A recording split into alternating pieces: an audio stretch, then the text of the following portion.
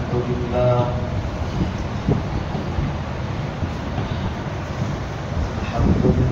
نحمده ونستعينه ونستغفره ونؤمن به ونتوكل عليه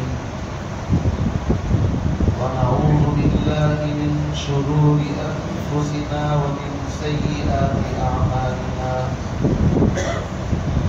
من يهده الله فلا مضل له ومن يضلل فلا هادي له ونشهد أن سيدنا ومرشدنا ومولانا محمدا عبده ورسوله أما بعد فأعوذ بالله من الشيطان الرجيم بسم الله الرحمن الرحيم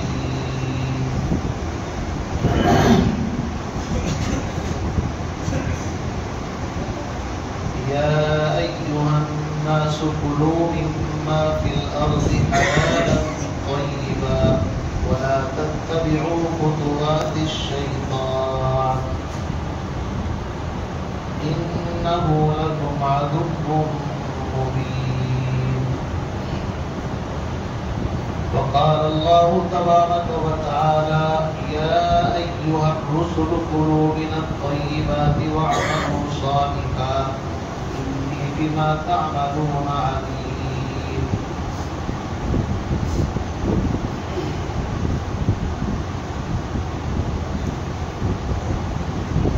عزیزان ملت فرزندان توحید، رمضان المبارک کا آج آخری جمعہ ہے. اس کو الوداعی جمعہ بھی کہہ دیتے ہیں. اور اللہ رب العزت نے مجھے آپ کو یہ توفیق عطا فرمائی کہ جمعے کی نماز ادا کرنے کے لیے مسجد میں اپنے پاک گھر کے اندر جمع فرمائی.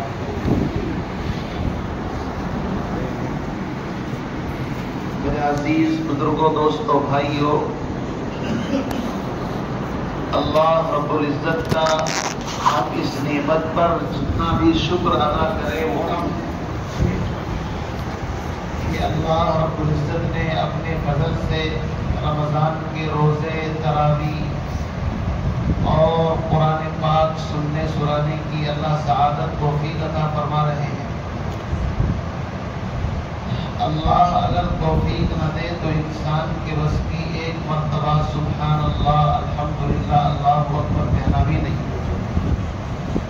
ایسے ہزاروں، لاکھوں، کروڑوں انسان ہیں جو مسجدوں کے پاس رہتے ہیں، مسجد کے سامنے سے گزرتے ہیں، بلکہ مسجد تو چھوڑیے وہ اللہ کے گھر حرم پاک کے قریب رہتے ہیں اور محنت ملازمت کرتے ہیں. کوئی آٹو چلاتا ہے، کوئی گاڑی چلاتا ہے، کسی نے کسی چیز کی دکان کر رکھی ہے اور ان کو اللہ اتنی توفیق بھی نہیں دیتا کہ وہ اللہ کے گھر میں جا کر کے ایک آدھ طواف ہی کر سکے یا نماز پڑھ سکے. ایسے بھی افراد ہوتے ہیں.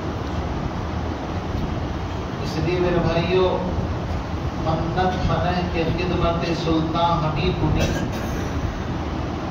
شیخ سعدی فرماتے ہیں منت منع کے خدمت سلطان حبیب کنی، زیادہ اترانے اور گھمنڈ کرنے کی ضرورت نہیں ہے کہ میں بادشاہ کی خدمت کرتا ہوں. اگر بادشاہ کو پانی پلانے والا نوکر، بادشاہ کی خدمت کرنے والا نوکر، ملازم اپنے دل کے اندر یہ بڑائی پیدا کر لے کہ مجھ جیسا کوئی نہیں ہے، میں بادشاہ کی خدمت کر رہا ہوں، پانی پلاتا ہوں، ہر وقت بادشاہ کے دائیں بائیں آگے پیچھے رہتا ہوں، تو مجھ جیسا کوئی نہیں ہے. تو شیخ سعدی فرماتے ہیں منت منع کہ خدمت سلطان ہمی کنی، منت شناس ازو کے وخدمت گداشتت. احسان بادشاہ کا ہے کہ اس نے تجھے اپنے یہاں نوکری پر رکھا ہے. تجھ جیسے ہزاروں نہیں لاکھوں وہاں اس نوکری کے لیے ترستے ہیں اور تیار ہے جانے کے لیے. ہم بھی اسی شعر کے مطابق اگر اللہ ہمیں نماز پڑھوا رہا ہے، قرآن پاک پاک ہم سے سنوا رہا ہے. اللہ نے ہمیں اعتکاف کی ہے، کسی بھی نیکی کی کوئی توفیق دے رکھی ہے تو ہم اس میں اپنے رب کے شکر گزار کریں. ہمارا اپنا کوئی کمال نہیں، اللہ چاہے جس سے بھی کام لے سکتا ہے. اس لیے میرے عزیز دوستوں، بزرگوں، بھائیوں، ہم اپنی نیکیوں پر اترائی نہیں، گھمنڈ نہیں کریں. کبھی کبھی ایسا بھی ہوتا ہے کہ شیطان انسان کے دل میں بڑائی پیدا کر دیتا ہے کہ دیکھو تمہارے پڑوس میں تو فلاں آدمی روزہ بھی نہیں رکھتا، کبھی تراویح پڑھنے بھی نہیں جاتا، کبھی مسجد کے پاس بھی نہیں پھٹکتا، اور تو ماشاءاللہ تہجد گزار ہے، اشراق اوابین، اور تجھ جیسا نیک تو کوئی ہے ہی نہیں. اگر شیطان نے نیکی کے تکبر کو دل کے اندر بٹھا دیا تو اس انسان کی ہلاکت و بربادی کے لیے یہی چیز کافی ہے. شیطان کے پاس ہزاروں داؤ ہیں، ایک داؤ نہیں ہے اس کے پاس. وہ کسی کو چت کرتا ہے شرک کے راستے سے، کسی کو پچھاڑ دیتا ہے کبر اور بڑائی کے راستے سے، اور کسی کو تو ڈائریکٹ گناہوں کے اندر ہی لگا دیتا ہے. لہذا ہر انسان کو شیطان سے ہر حال میں چوکنا رہنا ہے. جو عبادت نہیں کر رہے ہیں وہ تو غفلت سے نکلنے کی ضرورت ہے ہی ان کو، ان کے اوپر تو شیطان نے قبضہ کر ہی رکھا ہے. لیکن خطرے میں وہ لوگ بھی ہیں جو نمازیں پڑھ رہے ہیں، اشراق اوابین کی پابندی کر رہے ہیں، تلاوتیں کر رہے ہیں، روزے رکھ رہے ہیں، اس لیے کہ شیطان ان کے دل میں نیکی کا گھمنڈ پیدا کر سکتا ہے. اس لیے ہر انسان کو ہر وقت شیطان سے بہت زیادہ چوکنا رہنا چاہیے. اللہ نے قرآن مقدس میں فرمایا ان الشیطان للانسان عدو مبین، کہ شیطان انسان کا کھلا ہوا دشمن ہے، ڈھکا ہوا چھپا ہوا دشمن نہیں ہے. اور شیطان نے حضرت آدم علیہ السلام کو جب جنت سے نکلوایا تو اس وقت اس نے ایک بات کہی تھی، ثم لآتینہم من بین ایدیہم ومن خلفہم وعن ایمانہم وعن شمائلہم، کہ دیکھو میں تو جنت سے نکل گیا لیکن میں بھی قسم کھا کر کے کہتا ہوں دائیں سے، بائیں سے، آگے سے، پیچھے سے، چاروں طرف سے آدم کی اولاد پر حملہ کروں گا. اللہ نے کہا تو یاد رکھ جو تیرا اتباع کرے گا لَأَمْلَأَنَّ جَهَنَّمَ مِنْكُمْ أَجْمَعِينَ، میں تجھے بھی اور ان تمام کو جہنم کے اندر ڈال دوں گا. إِلَّا مَنِ اتَّبَعَكَ، مگر وہ جو تیرا اتباع کریں گے وہ جہنمی ہوں گے. إِلَّا عِبَادَ اللَّهِ الْمُخْلَصِينَ، ہاں میرے خالص نیک بندے، ان پر شاید تیرا داؤ پیش نہ چل سکے، ان کو جنت کے اندر داخل کرو. اس لیے میرا عزیز بھائیو، آج آخری جمعہ ہے، یہ رمضان کا آخری جمعہ ہے، زندگی کا ابھی آخری جمعہ نہیں ہے. اللہ آپ کی بھی زندگی لگائے، ہماری بھی زندگی لگائے. ہم ہر جمعے کو اپنا آخری جمعہ سمجھ کر کے ہی پڑھیں، اس لیے کہ ہم کو لکھوا کر کے نہیں لائے اللہ کے پاس. موت تو جوانوں کو بھی آتی ہے، بچوں کو بھی آتی ہے، بوڑھوں کو بھی آتی ہے. ہر عمر کے ہر انسان کے جنازے اس دنیا سے اٹھتے ہیں. لہذا موت سے غفلت یا عقل مندی کا تقاضا نہیں. ہو رہی ہے عمر مثل برف کم، رفتہ رفتہ چپ کے دم بدم، اور آنے والی کس سے نہ ٹالی جائے گی، جان پھیلی جانے والی جائے گی، اور روح ایک دن جسم سے نکالی جائے گی، اور تجھ پہ پھر ایک دن خاک ڈالی جائے گی. ایک دن مرنا ہے آخر موت ہے، کر لے جو کرنا ہے آخر موت ہے. موت سے بھائی صاحب کوئی نہیں بچ سکتا. موت سے کس کو رستگاری ہے، یعنی چھٹکارا. آج وہ کل ہماری باری ہے، آج اگر وہ چلا گیا کل پتہ نہیں کس کا نمبر آ جائے. تو اجل نے نہ کسرا ہی چھوڑا نہ دارا. موت نے کسرا اور دارا جیسے بادشاہوں کو بھی چانس نہیں دیا کہ تمہاری سلطنت ہے، لو جی آپ کو ہم نے پیکج دے دیا دنیا میں زندگی گزارنے کا. نہیں، اجل نے نہ کسرا ہی چھوڑا نہ دارا، اسی سے سکندر صفاتے بھی ہارا. وہ سکندر کہ جس نے مشرق سے مغرب اور شمال سے جنوب دنیا کو فتح کیا. موت بالآخر اس کی بھی آئی اور اس کو بھی ایک دن موت نے شکست دی. اجل نے نہ کسرا ہی چھوڑا نہ دارا، اسی سے سکندر صفاتے بھی ہارا. ہر ایک لے کے کیا کیا نہ حسرت سدھارا، پڑا رہ گیا سب یوں ہی ٹھاٹ سارا. جگہ جی لگانے کی دنیا نہیں ہے، یہ عبرت کی جا ہے تماشا نہیں. یہاں جی مت لگاؤ اس دنیا کے اندر. آپ سمجھتے ہیں کہ یہاں پر عالیشان مکان بنا لیے اور نہانے کے لیے سوئمنگ پول بنا لیے، عیش و عشرت اور تفریح کے لیے گارڈن بنا لیے. میرے عزیز بھائیوں، ان تمام کو چھوڑ کر کے جانا پڑے گا. کوئی چیز ہمارے ساتھ نہیں جائے گی، خدا کی قسم ساری چیزیں یہیں پر رہ جائیں گی. انسان مٹی سے بنا ہے، اتنا حریص ہے مٹی کے اوپر کہ مٹی کے مکانات، مٹی کی دکانات اور مٹی کے کارخانے اور مٹی کی فیکٹریاں اور انہی چیزوں کے پیچھے لگ کر کے انسان اپنی پوری زندگی تباہ و برباد کر دیتا ہے. اور آخر میں ہاتھ کیا آتا ہے؟ قبر کی وہ خاک جہاں جا کر کے اس کو دفنایا جاتا ہے. مانو مٹی کے نیچے نہ گھر والے کام آتے ہیں، نہ اولاد کام آتی ہے. مال اور اولاد تیری قبر میں جانے کے لیے نہیں، تجھ کو دوزخ کی گرفت سے بچانے کے لیے نہیں ہے. کوئی انسان سوچے میری ماں، میرا مال اور اولاد مجھے قبر میں جا کر کے بچا لے گی، ایسا کچھ بھی نہیں. ہر انسان کو قبر کے گڈھے میں تنہا رہنا ہے اور اس سے مستقل سوال ہوگا. من ربو کا، ما دینو کا، من نبیو کا. اعمال صحیح ہوں گے تو قبر جنت کا باغ، اعمال ٹھیک نہیں ہوں گے تو قبر سے وہ پٹائی شروع ہو جائے گی کہ آخرت تک حالت خراب ہو جائے گی. اس لیے میرے عزیز بھائیوں، ہر انسان کو اس دنیا میں اپنی آخرت کو بنانے کے لیے اللہ نے بھیجا ہے. میں اور آپ غفلت کی چادر کو اتار کر کے پھینک دیں اور اس نیت کے ساتھ زندگی گزارے کہ پتہ نہیں موت کا فرشتہ کس دن آ کر کے کہے کہ بھائی چلو چلنا ہے. کیا کرے گا انسان؟ اور آج کل تو ایمرجنسی ویزا آ رہے ہیں. پتا چلا جناب ابھی چائے کی کافی میں چسکی مار رہے تھے اور پتا چلا 2 منٹ کے بعد اٹیک آیا اور دنیا سے ہی چلے گئے. پتا چلا ابھی تو گھر سے نہا دھو کر کے فارغ ہو کر کے آفس کے لیے نکلے تھے، لیکن پتا چلا کہ راستے میں جاتے جاتے اٹیک آ گیا اور ہاسپٹل تک لے کر کے بھی نہیں پہنچے، راستے میں ہی دم توڑ دیا. اور ڈاکٹروں نے ہاتھ پکڑنے سے پہلے سوری بول دیا، سوری آپ تھوڑے سے لیٹ آئے ہیں. تو آپ کیا کر لیتے اگر جلدی بھی آ جاتے بھائی؟ جس کا وقت آ گیا ہے اس کے لیے سبب ایسے ہی بننے. تو ہم اس غفلت سے باہر نکلیں.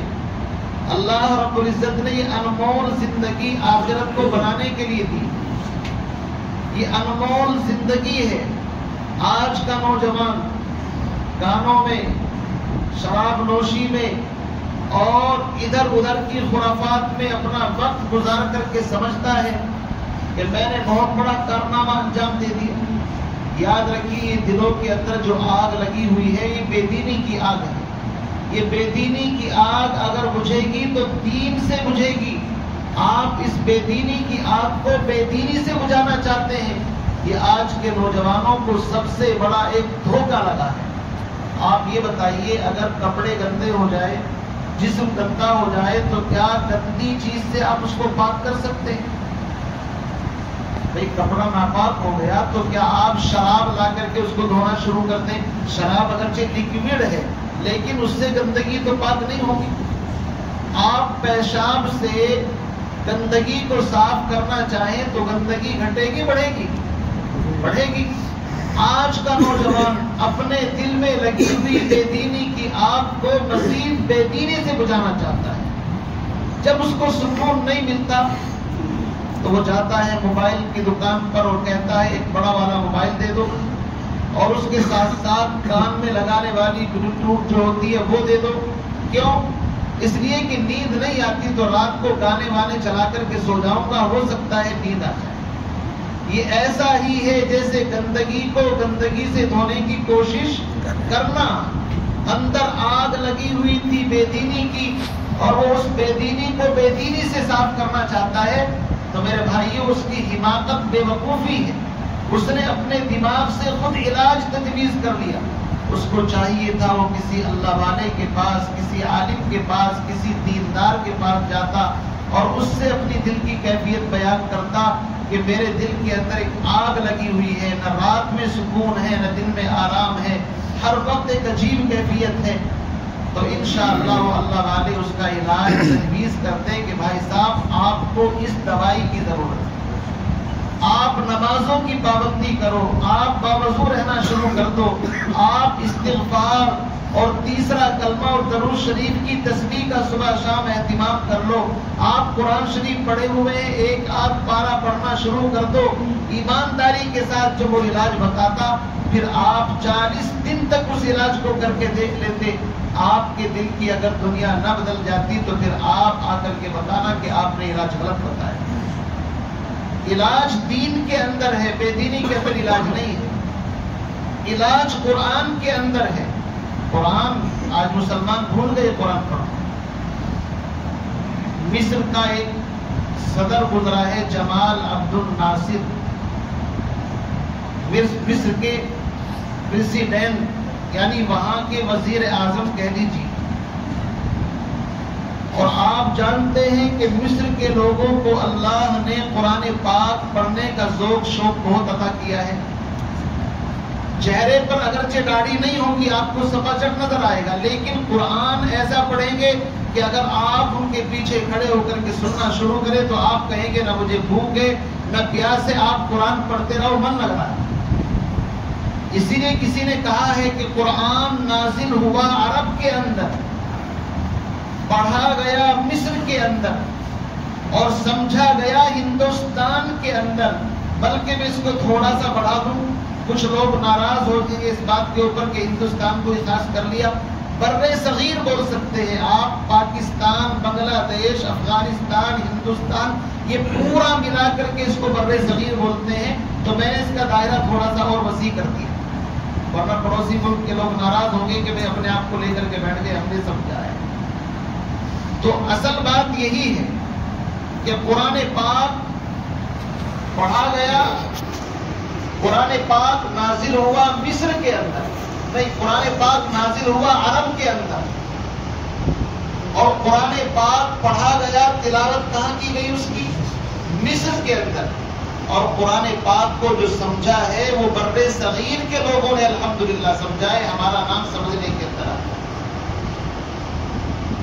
تو جمال عبد الناصر جو مصر کے وزیر اعظم گزرے ہیں، ان کا واقعہ کتابوں میں لکھا بھی ہے کہ ایک مرتبہ ان کو اپنے ملک کے کسی کام سے روس جانا پڑا. اب تو روس کے مختلف ٹکڑے ہو چکے ہیں، فلاں حصے میں فلاں حصے میں، اس وقت تک شاید پورا ایک ہی تھا.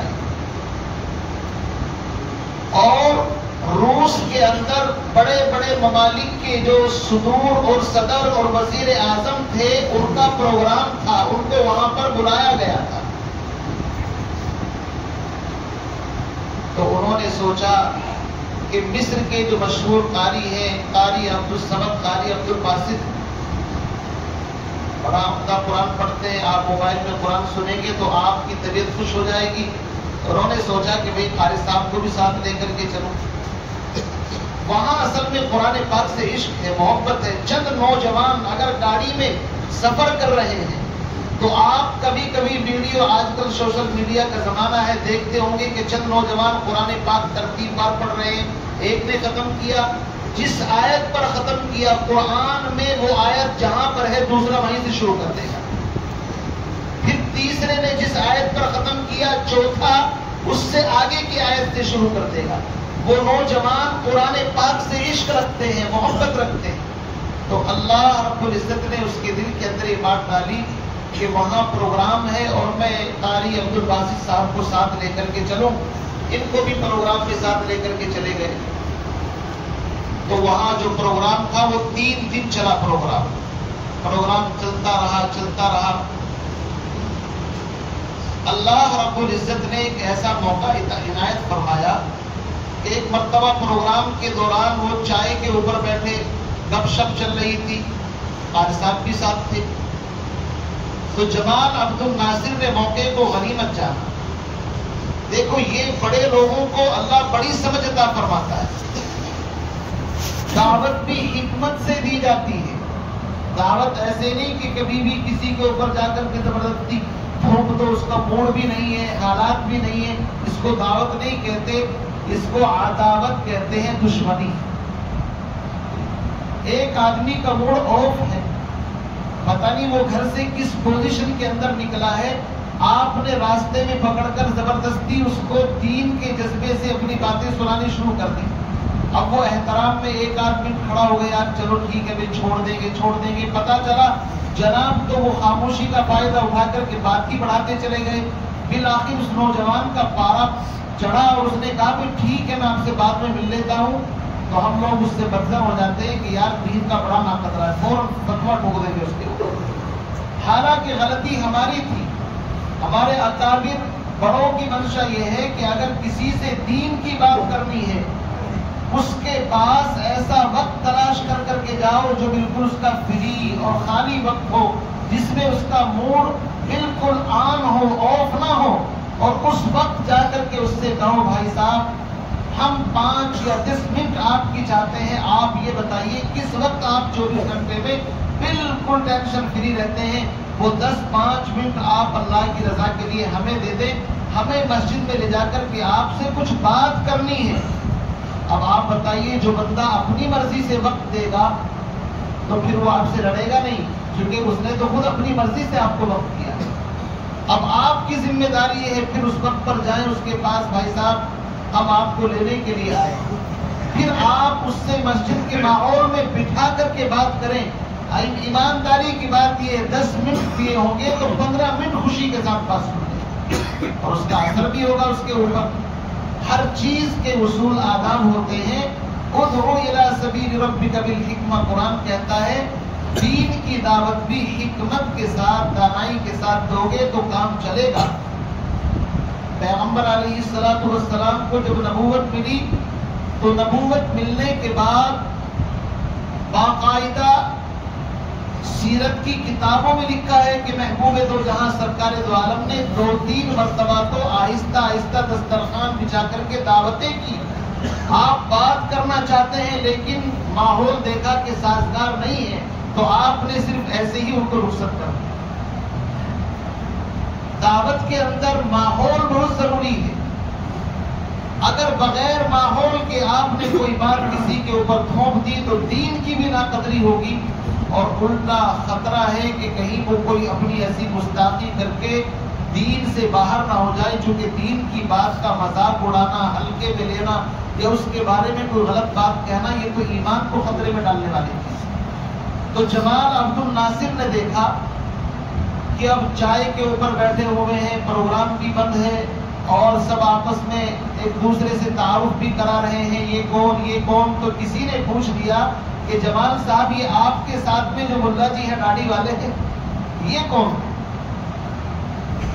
تو بس اتنا پوچھنا تھا. اب سمجھو کہ اب جب دوسرے نے سوال کیا ہے تو اس کا مطلب یہ ہے کہ اب تعارف مکمل ہونا چاہیے. یہی دعوت دینے کا بہترین وقت ہے. انہوں نے کہا کہ میں بتاؤں یہ کون ہے، اور ایک یہ ہے کہ یہ خود پڑھ کر کے بتائے میں کون ہوں. لوگوں نے کہا کہ پھر تو مزہ ہی آ جائے گا اگر یہ کچھ پڑھنا جانتے ہو اور یہ خود اپنا تعارف کرا دے تو اس سے اچھی بات کیا ہے. تو جمال عبد الناصر نے کہا قاری صاحب اللہ کا نام لے کر کے شروع ہو جائے. بس قاری عبد الباسط نے رب کا قرآن پڑھنا شروع کیا اور قرآن خود کہتا ہے وَإِذَا سَمِعُوا مَا أُنزِلَ إِلَى الرَّسُولِ تَرَىٰ أَعْيُنَهُمْ تَفِيضُ مِنَ الدَّمْعِ مِمَّا عَرَفُوا مِنَ الْحَقِّ. قرآن وہ زندہ معجزہ ہے کہ جب قرآن اندر کی دل کی آواز کے ساتھ، سوز و گداز کے ساتھ پڑھا جاتا ہے تو ایسا ہو ہی نہیں سکتا کہ قرآن پاک کی تاثیر اثر نہ کرے۔ یہ قرآن تو وہ ہے جس نے عمر جیسے چچری کو نبی کے قدموں میں لا کر کے ڈھیر کر دیا۔ یہ قرآن تو وہ ہے جس نے طفیل بن عمرو دوسی جو مکے کے اندر روئی کانوں میں ڈال کر کے گھومتے تھے، لیکن جب حرم میں آئے روئی کانیں اس کانوں سے باہر نکالی، ادھر پیغمبر کی تلاوت سنی، فوراً دل دے بیٹھے نبی علیہ السلام کو۔ یہ قرآن کوئی معمولی چیز ہے۔ قرآن کہتا ہے جب اس کو پڑھا جائے وَإِذَا سَمِعُوا، اور قرآن کی تلاوت کو سنا جائے تو کچھ لوگ ایسے ہیں تَفِيضُ مِنَ الدَّمْعِ مِمَّا عَرَفُوا مِنَ الْحَقِّ، ان کی آنکھوں سے پانی بہہ پڑتا ہے، آنسو نکل جاتے ہیں، اور ان کی آنکھوں سے ساون اور بھاگوں کی ایک طریقے سے برسات آ جاتی ہے۔ یہ قرآن کی تاثیر ہے۔ بس قاری عبد الباسط صاحب نے قرآن پاک پڑھنا شروع کیا، اور آج بھی آپ دیکھیے قرآن پاک کی تاثیر ہے۔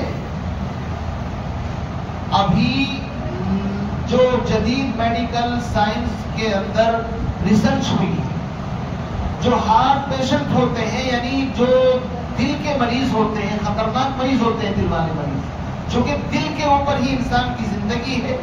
دل اگر اس کی کوئی حرکت بند ہو جائے تو حرکت قلب اسی کو اٹیک کہتے ہیں۔ تو ان لوگوں کے اوپر جو ابھی ریسرچ ہوئی ہے، اسلامی ممالک کی بات کر رہا ہوں، مجھے یہاں کا پتہ نہیں، ہو سکتا ہے یہاں پر بھی ایک تھیراپی آ گئی ہو۔ مختلف طرح کی تھیراپی آج کل چل رہی ہے، ورزش جس کو کہتے ہیں۔ آج کل ڈاکٹر جو ہے نا وہ دوائی کم دے رہے ہیں، ابھی یہ نیا ٹرینڈ چلا ہے، اور وہ کوشش یہ کرتے ہیں دواؤں کے مقابلے میں تھیراپی کے ذریعے سے اس بیماری کو کنٹرول کیا جائے، ہے نا۔ کسی کو ورزش بتائیں گے، اگر ڈائبٹیز ہے کہ جی آپ کو 2 کلومیٹر چلنا ہے، بتائیں گے نہیں آپ کو، دوائی کھاؤ لیکن ساتھ ساتھ آپ کو ایکسرسائز ورزش بھی کرنی ہے۔ آپ کو یہ بیماری ہے، وزن گھٹانا ہے، تو یہ آپ کو یہ کھانا ہے اور ساتھ ساتھ ایکسرسائز کرنی ہے۔ اس کو تھیراپی بولتی ہے۔ قرآن پاک کی تھیراپی بھی وجود کے اندر آئی ہے، آپ کو حیرت ہوگی۔ دل کے جو مریض ہیں، ہارٹ پیشنٹ ہیں، ان کے لیے باقاعدہ سورۃ الرحمن جو قرآن پاک کی ایک سورت ہے، الرحمن علم القرآن خلق الانسان علمہ البیان، اور جس میں آتا ہے فَبِأَيِّ آلَاءِ رَبِّكُمَا تُكَذِّبَانِ۔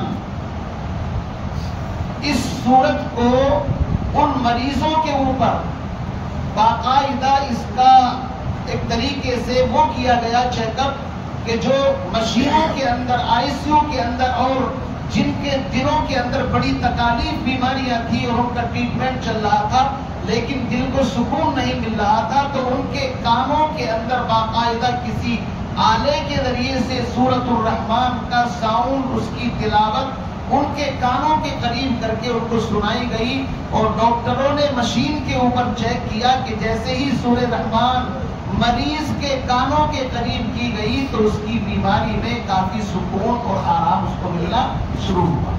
یہ آج کی میں ابھی نئی تحقیق ہے جو ابھی کچھ دنوں سے چلی، اور کچھ ممالک کے اندر باقاعدہ جو اس طرح کے ہاسپیٹل ہیں جو دلوں کا علاج کرتے ہیں، ان کے اندر یہ کمپلسری انہوں نے لازم کر لیا کہ اگر سفید اور انگریز کی اگر دوائی انسان کے مرض میں کام کر سکتی ہے تو پروردگار عالم کا قرآن کیوں کام نہیں کر سکتا۔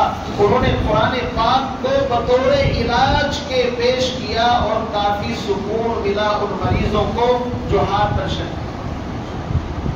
تو آپ بتائیے قرآن کی تاثیر ہے نہیں آج بھی؟ اور وقت زیادہ ہو جائے گا، میں آپ کو بتاتا نہیں، میں نے کچھ ایسے لوگوں کو علاج بالقرآن بتایا کہ جو بالکل ایک دم پریشانی کے عالم میں زندگی گزار رہے ہیں، نہ نمازوں کے اندر سکون، رات کو سوتے ہیں تو ہیلی کاپٹر بن جاتے ہیں کہ جی ہم تو رات کو اڑتے ہی پھرتے رہتے ہیں، پتہ نہیں کبھی یہاں کبھی وہاں، خام کے اندر بہت سے اڑتے پھرتے رہتے ہیں، کسی رات میں بھی سکون نہیں آتا۔ جیسے ہی آنکھیں لگتی ہیں کوئی ادھر سے مار رہا ہے، کوئی دبا رہا ہے، کوئی پٹک رہا ہے، کبھی اڑ رہے ہیں، کبھی سمندر میں ڈوب رہے ہیں، کبھی مختلف۔ میں نے کہا آپ کو 40 دن سورہ بقرہ قرآن پاک سننا ہے، کچھ بھی نہیں کرنا ہے، الحمدللہ ان کے فون ہمارے پاس آئے کہ الحمدللہ اب زندگی ایسی ہے کہ اب لگا ہے کہ ہم کوئی انسان ہے، پتہ ہی نہیں تھا انسان ہے جانور۔ یہ قرآن پاک کی تاثیر ہے۔ تو جمال عبد الناصر نے اشارہ کیا قاری صاحب قرآن پاک کی تلاوت شروع کرو۔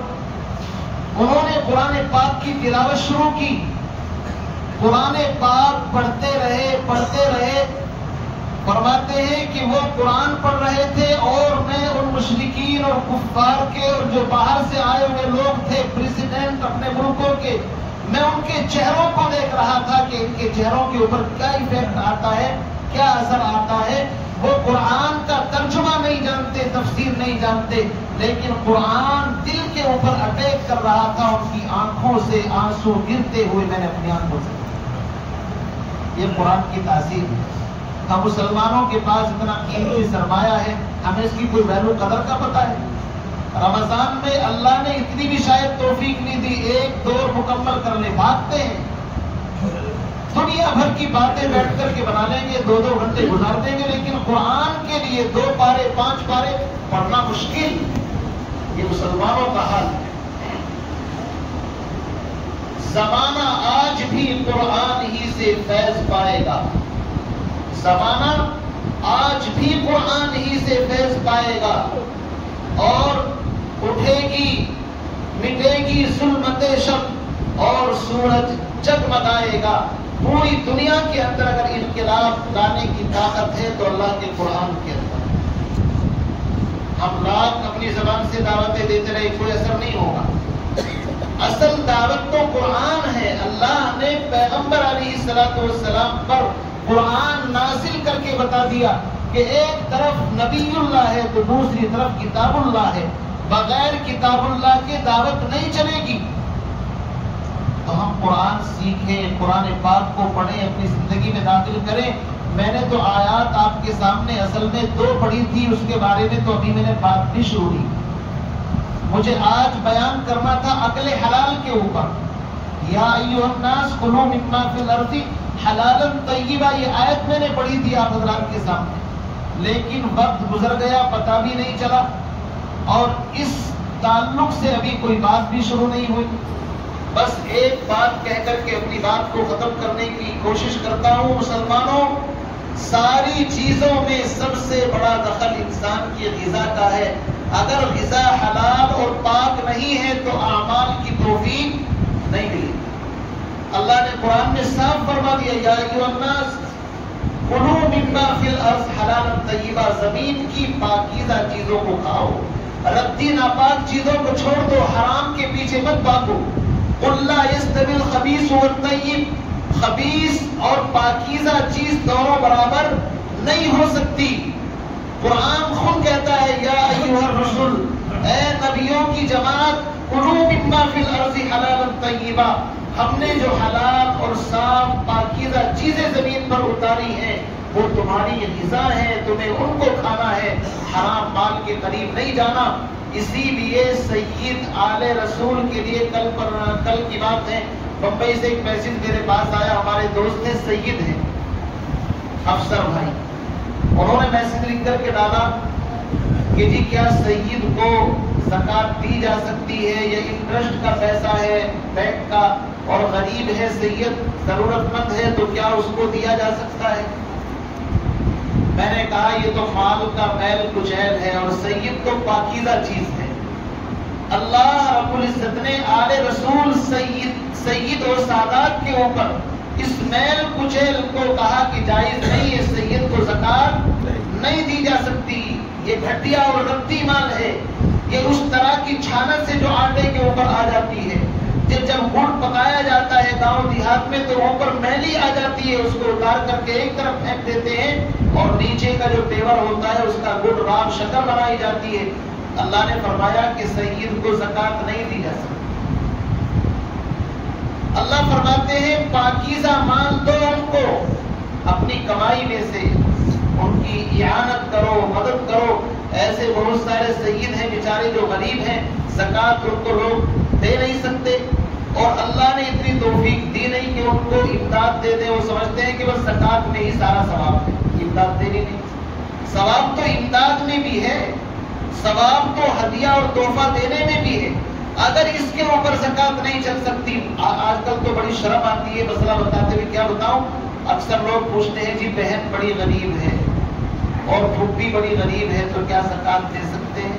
حالانکہ اس کو پتا ہے زکوٰۃ دے سکتے ہیں، تو ہم سے کیوں پوچھتا ہے بھائی دے سکتے ہیں؟ بس اپنی غیرت کا، ضمیر کا سودا کر لیا، شرم نہیں آتی؟ اسی ماں باپ سے، اسی خون سے تمہاری پیدائش ہوئی، اسی سے بہن کی، آج اگر اس کے اوپر حالات آ گئے، غریب ہے، تو تمہارا دل اس کو مال کا میل کچل دینے کے لیے تو چل رہا ہے، کبھی توفیق نہیں ہوئی کہ اپنے پاکیزہ مال کے اندر سے اس کو بغیر زکوٰۃ کے، زکوٰۃ میں سے نہیں، زکوٰۃ تو میں ان کو دوں گا جو غریب مستحق دوسرے ہیں، یہ میری بہن ہے، یہ میری پھوپھی ہے، میری کزن رشتہ دار ہے۔ میری غیرت کا تقاضا یہ ہے کہ اللہ نے مجھے جو حلال کمائی دی ہے میں اس میں سے اس کو تحفہ دوں گا، ہدیہ دوں گا۔ کبھی کسی نے آج تک یہ مسئلہ نہیں پوچھا، الا ماشاءاللہ کوئی ہوں گے بھائی ایسے، بدگمان نہیں ہونا چاہیے۔ تو حالت ہماری یہ ہے،